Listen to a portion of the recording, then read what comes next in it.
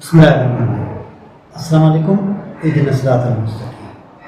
महमूद बादशाह एक चक्कर महल में वेठो थियो तो महमूद बादशाह छा कयो त कुछ हीरा खणी ऐं जेको आहे पाणी जे तलाव में उछलिया ऐं समूरनि वज़ीरनि खे चई त तव्हांजे जेके मां हीरा मोकिलिया आहिनि तव्हां इन्हनि मूं जेको बि पाणीअ में घिरण खां बग़ैर जेके पाणी में घिरे ऐं पंहिंजे पाण खे भिॼाए न ऐं हीअ हीरा कढे उहे उन जा थिया। त जेके उते वज़ीर वेठा थिया या ॿिया नौकर हुया उहे छा पिया कनि त उहे उन वक़्तु वञी ऐं के काठी या का लटे या का टुकड़ो ॿियो को लोह जो खणी ऐं हीरा कढण जी मथे कोशिशि पिया कनि। जंहिं वक़्तु जो कोशिशि पिया कनि त को बि हीरो या डायमंड हुनखे न पियो मिले त उन वक़्तु ॾिठुमि त साम्हूं अयाज़ अचे। अयाज़ समझदार वज़ीर हुयो महमूद बादशाह जो।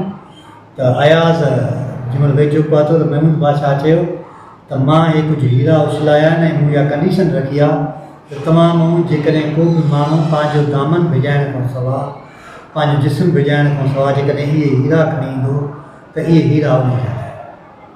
अयाज़ देरी कान कई खणी पाणी में जंप ॾेई ऐं हीरा ॿाहिरि कढी आयो।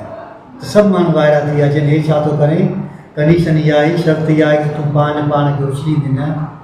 त हुन चयो त हिकु ग़लती त माफ़ु करे सघंदो न बादशाह सलामत कंडीशन जी। सभु वाइड़ा थी विया ऐं बादशाह सलामत मुस्कुराए। त कॾहिं कॾहिं छा थींदो आहे जेसि ताईं असां कंहिं शइ जी रिस्क न खणंदा आहियूं, कंहिं शइ ते पंहिंजे तजुर्बे या पंहिंजी सोच जे बुनियाद ते अमल न कंदा आहियूं तेसि ताईं का शइ हासिलु न थींदी आहे।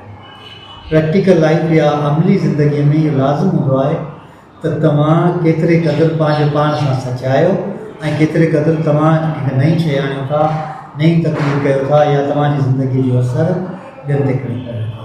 अलाह साईं सभिनी खे सिधो रस्तो ॾेखारे ऐं सिधे रस्ते ते हलण जी तौफ़ीक़ ॾिए।